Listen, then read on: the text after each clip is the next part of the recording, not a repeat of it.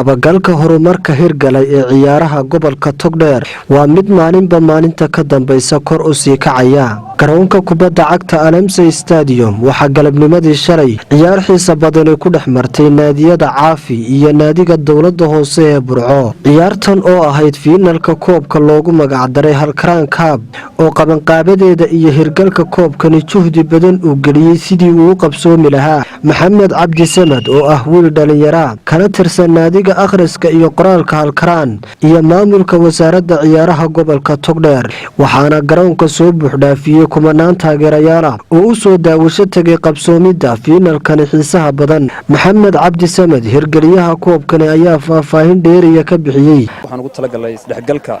dhalinyarada iyo isbarashadooda iyo in sidoo kale kubadda gobolka Togdheer kor loo soo qaado oo in dhaweyta aynu arkaynay inaan meeqaamkeeda joogin. runtii koobkan uu socon doonaa intan waa iba furki weeyaan aad iyo aad baan ugu faraxsanahay inaynu aragno maanta kubad fiican oo gobolka Togdheer lagu ciyaarayo. jaamacadda Alfa ayaa iyaduna qayb ka ah iga taageeray aad iyo aad iyagana ugu mahad celinaya.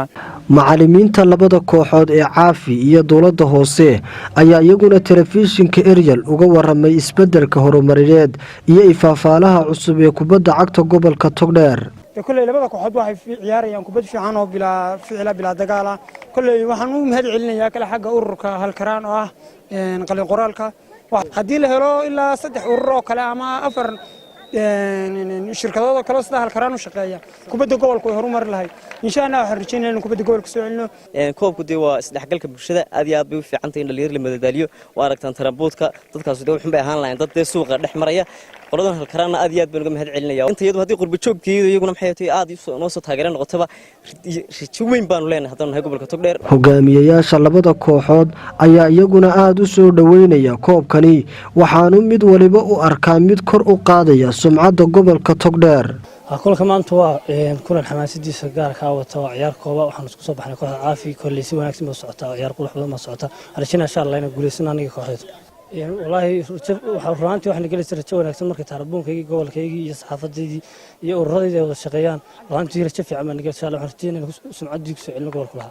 waan u mahad celinayaa inamada koobkan aan ka qaadnay naadiga xidigaha insha Allah isduwaana waxaan rajaynayaa shaqadan uu qabtay shaqo ka ballaaran inuu soo qabto ururkana aad iyo aad Halkaraan aad iyo aad baan ugu hambaleynayaa anna maanta waan faraxsanahay insha Allah sababtoo koobkii baan ku guuleystay. gudoomiyaha naadiga akhriska iyo qoraalka Halkaraan iyo dhalinyarada inta badan ka faaloota kubadda cagta ayaa u arka horumarka taabagalka ee kubadda cagta Burco mid ifaafaalo horumarineed ku sii talaabsanaya.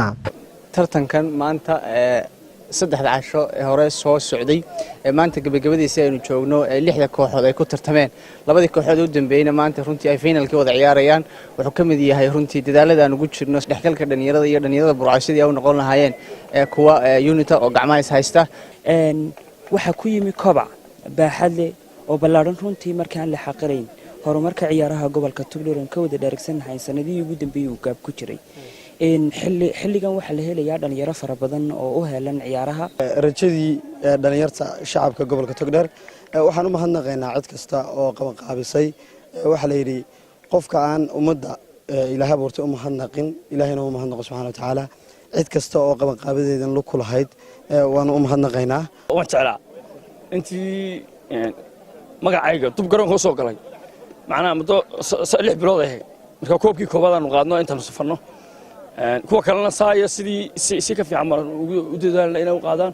waxaan halkan uga hambaleynayaa kooxdeedii beriga hore aan ciyaar jiray Caafi oo maanta guul weyn gaadhay ayaan leeyahay guul wanaagsan halkaana ka sii wada waxaan rajaynayaa magaca Caafina inaad sumcadiisa aad hayn kartaan aana u qalantaan. taliyaha saldhigga Aadan Saleebaan taliya Faarax Ismaan Xuseen oo ka mid ah ciidanka inta badan u heelan ammaanka garoonka Alamsey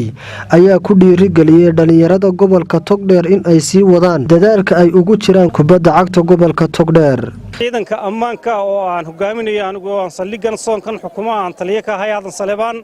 ciyaartaas wax ku dhamaatay hal gool oo ay ku raacday guushu tiinka Caafi marka tiinkaana waxaan leeyahay hambaliyo tiinka kalena wuxuu tiin khatar oo runtii aad iyo aad ciyaartiisu u adkaydo. isuduwaha wasaaradda ciyaaraha gobolka Togdheer Kayse Yuusuf Cilmi ayaa tilmaamay in ay wax badan qabteen qorshayaasha wasaaradda ciyaarahana ay ugu jiraan sidii loo sii laba jibaari lahaa ciyaaraha gobolka Togdheer. magaciyo maamuus ma aha maanta ma kala laha reer iyo hebel ma kala lahaa dhalinyaradii waa isku mid waana isku duuban yihiin waa gobolkii togdheer waa walaalihii togdheer meel kasta waxaan u sheegayaa qurba jooga iyo qaranka Soomaaliland meel kasta gobolka togdheer joogtaan in maanta gobolkii togdheer walaalaha togdheer yahay waxaan idin sheegayaa oo in ka codsanayaa in dhalinyarada gobolka togdheer aad dhiirigelisaan ugu dambeyn waxay guusha halkaasi ku raacday naadiga ku ciyaarayay magaca wasaaradda caafimaadka ee caafi maxamed xasan diiriye maxamed jookar telefishinka caalamiga Ariel TV magaalada Burco